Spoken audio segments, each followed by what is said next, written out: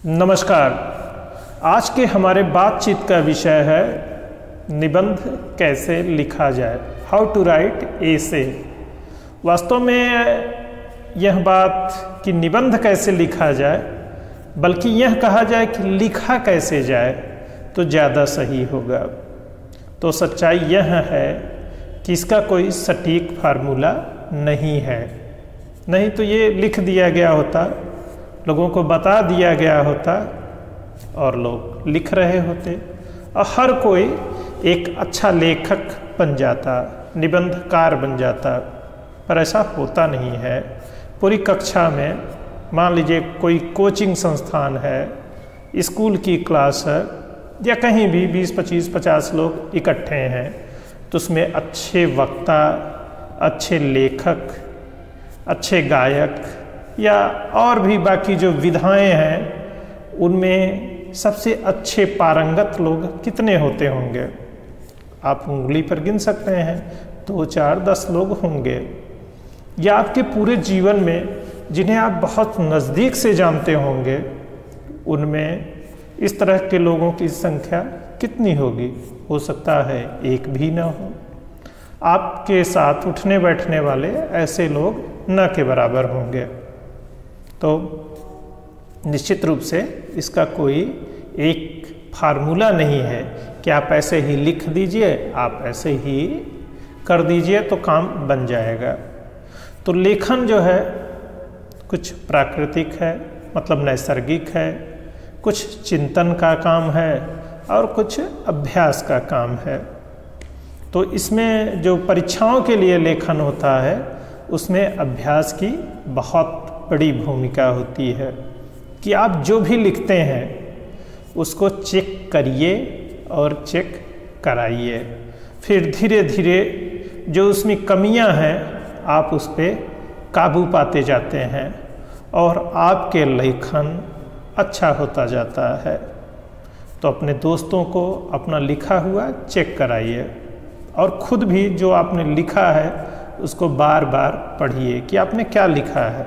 आप रैंडम कोई विषय लीजिए और इस पर कुछ लिखने का प्रयास करिए।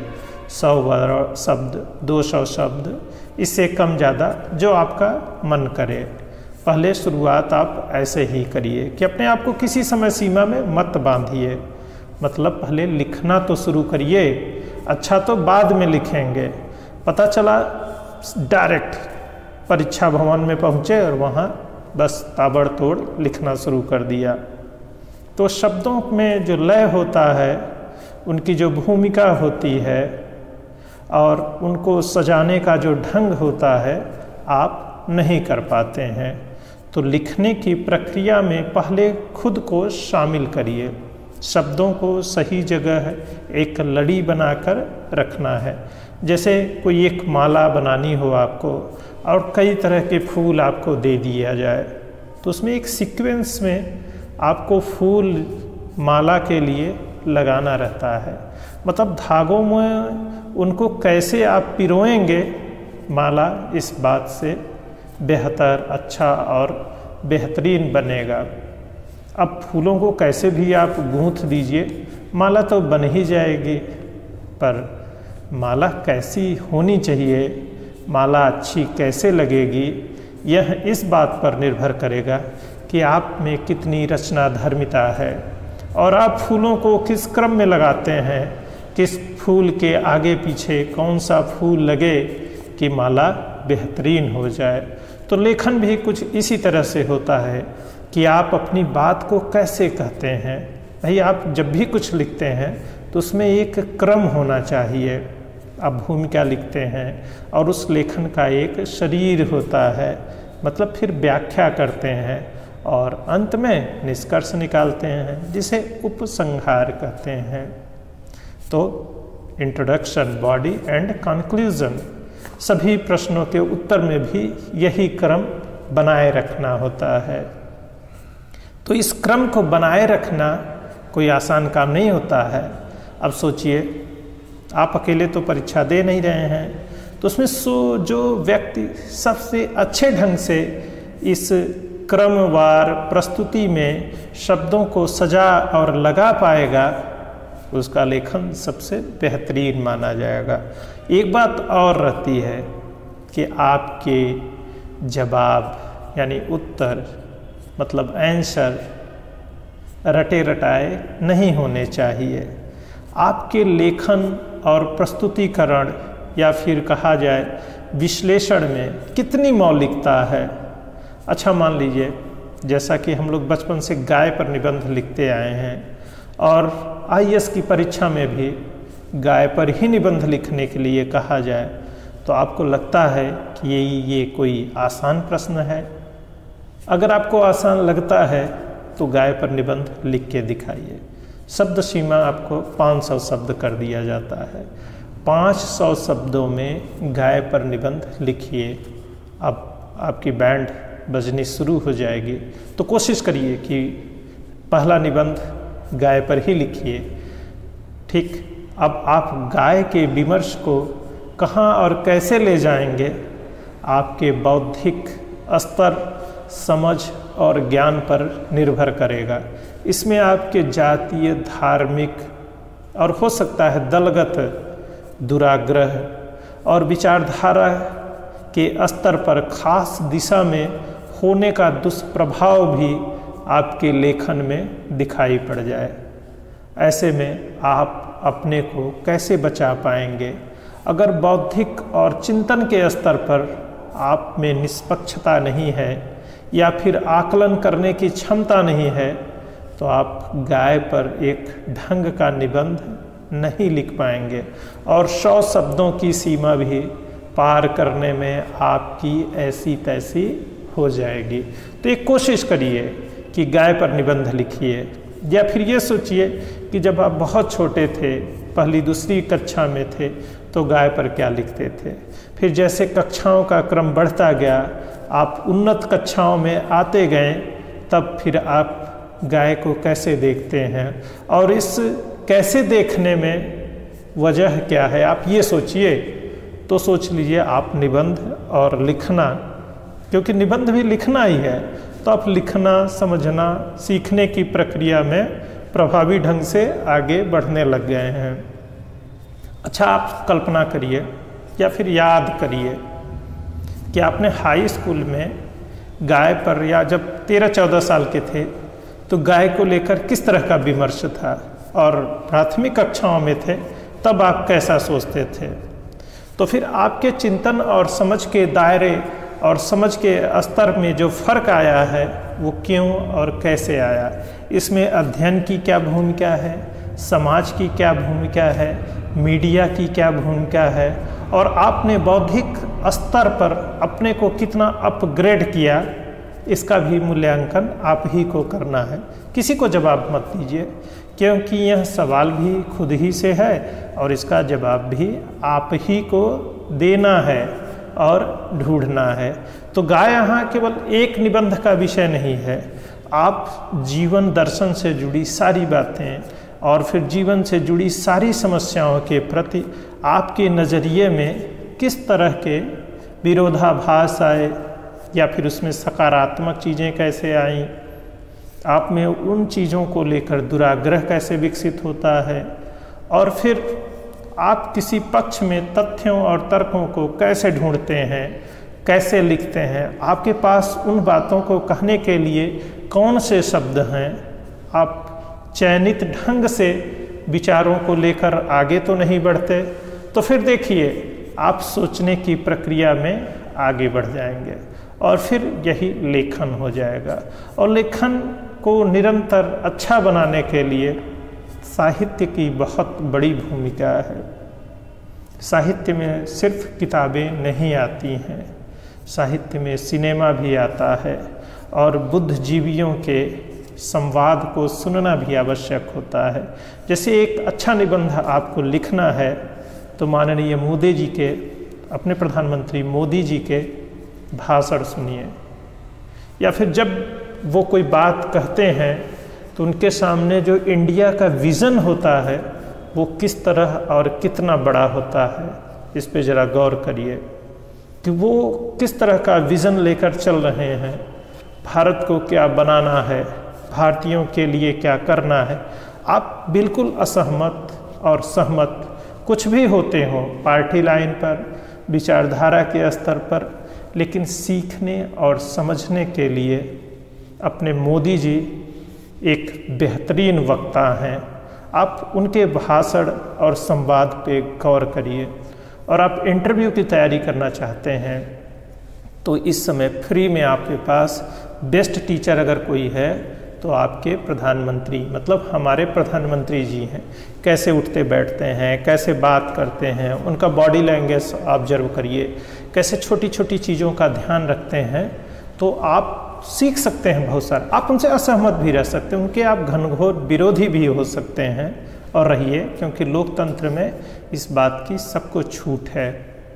देखिए, जैसे अपने राहुल जी या अखिलेश भैया या बाकी लोग चलते हैं तो जेब में हाथ डाल के चलते हैं, एक झुका हुआ बॉडी लैंग्वेज उनका दिखाई देता है। लेकिन जब मोदी जी चलते हैं तो कैसे चलते हैं, बैठते हैं तो कैसे बैठते हैं, हाँ, और किसी पुस्तक विमोचन या उस समय वो कैसे ऑब्जर्व करते हैं लोगों से, आम लोगों से। आप कहिए ये फ़ोटो और वीडियो के लिए ही कर रहे हैं, बिल्कुल कर रहे हैं, क्योंकि एक बड़ा नेता बनने के लिए ये चीज़ें भी आवश्यक है। तो आप सीखिए कि किस तरह से छोटी छोटी चीज़ों का जीवन में ध्यान रखा जाना चाहिए, और इस बात में हमारे प्रधानमंत्री जी पारंगत हैं, और आपको भी सीखना चाहिए। अगर आपको अच्छे से इंटरव्यू देना है, अच्छे से अपनी बात कहनी है, तो वो बेहतरीन टीचर हैं। और आप सहमत असहमत या बाकी चीज़ों के लिए परेशान मत होइए, या फिर आपको कोई और बेटर लगता है तो उसको फॉलो करिए। फिर फिल्मों में तमाम अभिनेता अभिनेत्रियां और शानदार जो एक्टर हैं उनके बॉडी लैंग्वेज को देखिए। अगर नॉवेल पढ़िए तो उसमें बॉडी लैंग्वेज को लेकर डिटेलिंग की जाती है कि कैसे बैठा, कैसे उठा, कैसे चला, फिर उसने दाहिने हाथ से क्या उठाया, तो बायां पैर कहाँ था। तो थोड़ा सा ऑब्जर्वेंट आपको होना पड़ेगा। तो ये साहित्य हमें सिखाता है, जिसमें गीत, संगीत, सिनेमा, अखबार में भी आए दिन आर्टिकल आते रहते हैं। लेकिन सिर्फ अखबार पढ़ना साहित्य पढ़ना नहीं है, और न्यूज़ चैनलों की बकवास बहस भी साहित्य की कैटेगरी में नहीं आता। इस बात का ध्यान रखें।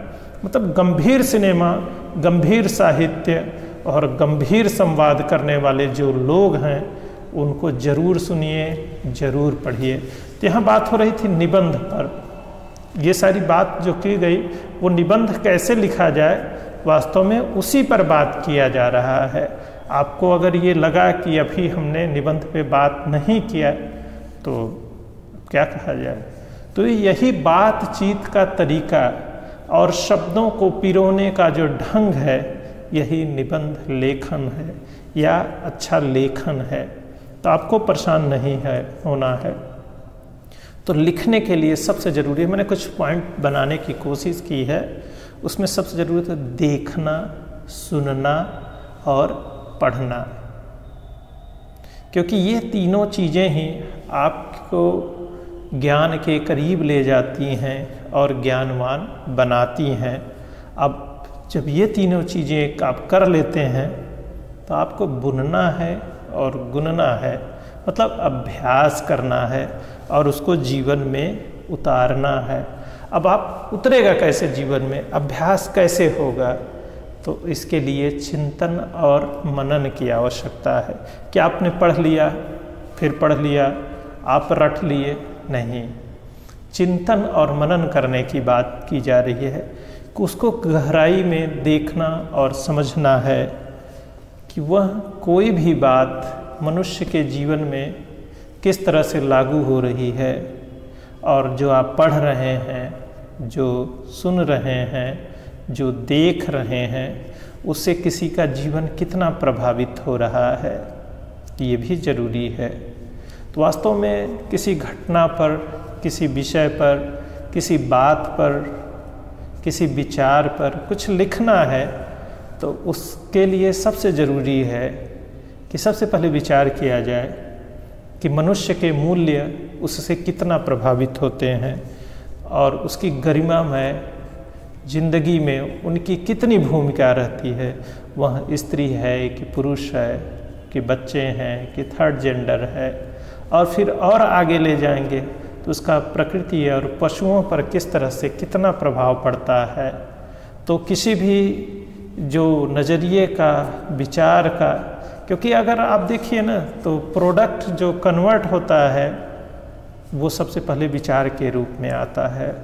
तो ज्ञान ही किसी भी उत्पाद के रूप में अंतिम रूप से परिणित होता है। तो ज्ञान सिर्फ ज्ञान के स्तर पर केवल बातचीत और लेखन के स्तर तक ही नहीं रहता है, ज्ञान ही वास्तव में उत्पाद के रूप में भी परिवर्तित होता है, या ज्ञान ही का परिवर्तित रूप उत्पाद होता है। क्योंकि किसी वस्तु का जो निर्माण होता है वास्तव में वो सबसे पहले विचार में आता है, फिर उसका उत्पादन होता है, उसका आकार बनता है सबसे पहले मस्तिष्क में। तो खोज की जो प्रक्रिया होती है वह चिंतन से प्रारंभ होती है। तो फिर जो भी निर्णय होते हैं, जो भी काम होते हैं, उसका समाज पर क्या प्रभाव पड़ेगा और फिर राष्ट्र के निर्माण में उसकी क्या भूमिका होगी। और राष्ट्र और समाज ये परिवार से बनता है और परिवार व्यक्ति से बनता है। तो जब आप कुछ लिखते हैं, कुछ कहते हैं, तो उसके लिए चिंतन की यही प्रक्रिया शामिल होती है कि व्यक्ति, परिवार, समाज और राष्ट्र पर इसका क्या प्रभाव पड़ रहा है। ये एक दार्शनिक और चिंतनशील बातों के लिए यह एक सामान्य बात ही आप कह लेंगे कि आखिर चिंतन आप किसके लिए कर रहे हैं। मनुष्यों के लिए, जीवों के लिए, पर्यावरण के लिए, पर्यावरण में तो धरती, और फिर आप अंतरिक्ष की भी चिंता करेंगे।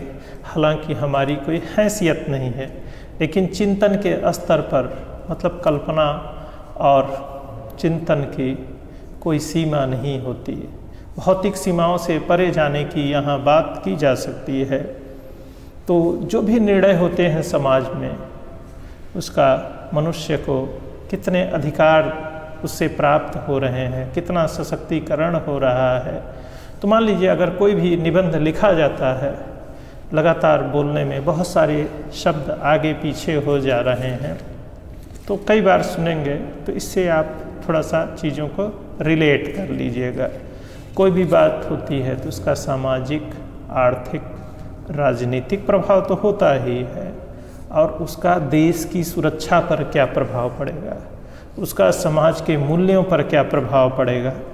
अगर आप ये भी विश्लेषण करने लग जाइए तो आपका लेखन और चिंतन और अच्छा बन जाएगा। तो उसे और अच्छा बनाने के लिए इन मूल्यवादी परंपराओं और चिंतकों और विचारकों को भी पढ़िए, और जीवन के मूल्यों को कैसे बचाया जाए, कैसे गढ़ा जाए। अब जैसे मान लीजिए कोई भी निर्णय लिया गया तो समाज में जो सर्वश्रेष्ठ मूल्य होते हैं, जैसे नैतिक मूल्य होते हैं, सच्चाई, ईमानदारी, सत्यनिष्ठा, इसको कैसे बनाए रखा जाए, कैसे हासिल किया जाए, इसका भी तो विमर्श होना चाहिए ना। तब आप अच्छा निबंध लिखेंगे, अच्छा उत्तर लिखेंगे तो किस तरह से मानव प्रजाति और मनुष्य के चिंतन और सुख सिर्फ भौतिक संसाधनों से नहीं आता है, वह चिंतन के स्तर पर भी लाता है। जैसे आप चिकित्सकीय भाषा में अब हीलिंग शब्द इस्तेमाल होता है, जिसमें मनोचिकित्सा भी शामिल होती है। जैसे शरीर के घाव तो भर जाते हैं, पर मन के घाव आसानी से नहीं भरते हैं। तो इस प्रक्रिया में भी हमें आगे बढ़ते रहना है। ये तो काफ़ी बड़ी बड़ी बातें हो गई। अब आपको अध्ययन करना है। जैसे आप विद्यार्थी हैं तो कुछ कॉन्सेप्ट, कुछ बातें आपको हर समय पता होनी चाहिए और आपके विचार एकदम स्पष्ट होने चाहिए। जैसे महिलाओं के बारे में, पर्यावरण के बारे में, या अंत्योदय शब्द अच्छा बहुत सुनाई देता है, उसके बारे में सत्य, अहिंसा, गांधीयन थॉट। जैसे गांधी दर्शन क्या है, आप विज्ञान, दर्शन, साहित्य, किसी भी विधा के विद्यार्थी हों, आपको पता होना चाहिए। ये मौलिक चिंतन है। जैसे पर्यावरण विमर्श, ये आपको हर वक्त आना चाहिए। ये नहीं कि परीक्षा आया और अब आप पढ़ेंगे तभी इसके बारे में कुछ लिखेंगे। जैसे गरीबी क्या होती है, बेरोजगारी, शिक्षा, सुरक्षा, स्वास्थ्य, ये समाज के मौलिक समस्याएं हैं। और इन मौलिक समस्याओं के बारे में कुछ मौलिक विचार होते हैं जिसे आपको अपने तरीके से समझना है, देखना। अच्छा, कुछ ज्वलंत मुद्दे लिया जाए जैसे आरक्षण, मंदिर मस्जिद, धार्मिक मुद्दे, संप्रदायवाद और राजनीतिक विषय जो जाति और धर्म के आधार पे काफ़ी हद तक तय होते हैं, उसमें क्या कोई एक सही विचार हो सकता है? क्योंकि हर आदमी अपनी एक धारणा लेकर चल रहा है जिसमें काफ़ी हद तक दुराग्रह रहता है और वह उसी के पक्ष में तथ्य और तर्क ढूंढता रहता है और साबित करने में लगा रहता है। तो ऐसी बातों पर क्या कोई एक निश्चित विचार हो सकता है?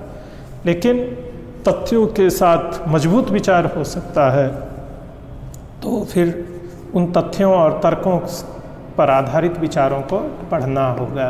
अब अंतर्राष्ट्रीय संदर्भों में किस तरह से किसी देश पर किसी निर्णय का प्रभाव पड़ता है, किस तरह से गुटबाजी होती है, उसको भी देखने की ज़रूरत है। तो निबंध लिखने के लिए सबसे ज़रूरी यही है कि आप लिखिए और आगे पीछे ऊपर नीचे जो भी हो रहा है उसको अच्छे से देखिए और विश्लेषणात्मक हो जाइए और कोशिश करिए कि दुराग्रहों से मुक्त होइए। हालांकि ये काफ़ी कठिन काम है, लेकिन निरंतर अध्ययन और अभ्यास से खुद पे काफ़ी हद तक काबू पाया जा सकता है। और इसके लिए बस वही एक चीज़ ज़रूरी है, साहित्य का अध्ययन करिए, कहानियाँ पढ़िए।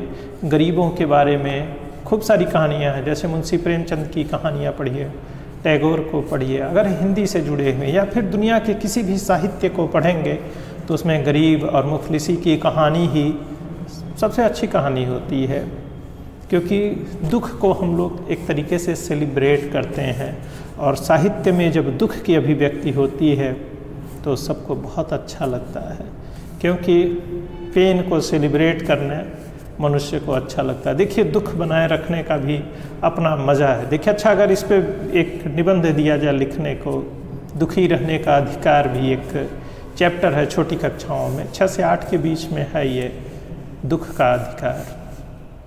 प्रसन्नता अपने हाथ में, पर्यावरण के हम निर्माता। भाई इस तरह के, अच्छा कोरोना पर बदले सामाजिक व्यवहार को लेकर आप किस तरह का चिंतन कर रहे किए, क्या महसूस किए, आप इस पे कुछ लिखने की कोशिश करिए। और फिर ये भी तो है कि कोरोना के दौरान भी लोगों ने मुनाफाखोरी और भ्रष्टाचार से कोई समझौता नहीं किया और आपदा को अवसर में बदला। हाँ, सरकार को खूब गालियाँ दी, लेकिन खुद किसी भी अवसर को छोड़ा नहीं। लाशों पर व्यापार करने का भी मौका लोगों ने नहीं छोड़ा। तो हम ऐसे भी हैं, हम ऐसे ही समाज में रहते हैं और ये किसी एक समाज की बात नहीं है, पूरी दुनिया में ही ऐसा हुआ। लोग काम धंधे में मशगूल रहे और चीज़ें चल रही हैं। अब ओमिक्रॉन आ गया है, कुछ लोग उसका ओमिक्रॉन भी उच्चारण कर रहे हैं। उच्चारण पे परेशान मत होइए, ओमिक्रॉन भी कह लीजिए। पर इस तरह के वायरस के नए नए वेरिएंट आते रहते हैं, क्योंकि पैंडेमिक एपिडेमिक जो वर्ड है, मतलब जब वायरस पूरी दुनिया में फैल गया है तो 1-2 साल में नियंत्रण में नहीं आएगा या नहीं आता है। जो उसका पैटर्न होता है वो तो मेडिकल साइंस और दुनिया की सरकारों और किस्मत का जो भी खेल है कि हम अब भी बचे हुए हैं। इसके लिए हम अगर ऊपर वाले को मानते हैं, उसे शुक्रिया कहना चाहिए और ये विमर्श भी करते हैं और कुछ लिखते हैं। और किसी भी अखबार की संपादकीय ज़रूर पढ़िए, क्योंकि अच्छा लेखक बनने के लिए, अच्छा लेखन कार्य करने के लिए अच्छा पढ़ना पड़ेगा। और सारे अखबार ये कोशिश करते हैं कि वो कितने भी बिके हुए हों और कितने भी विज्ञापन का दबाव हो किसी खास पक्ष में समाचार लिखने का, लेकिन उनकी अंतरात्मा बची रहे, ऐसे में संपादकीय मतलब जो एक पन्ना जो रहता है अखबार का, उसमें कुछ अच्छा करने की कोशिश की जाती है। तो अखबार का वह पन्ना जो समाज का आईना होता है और हम सबको आईना दिखाता है, वह उसका संपादकीय लेखन होता है, तो उसे ज़रूर पढ़िए। और ढेर सारी शुभकामनाएं।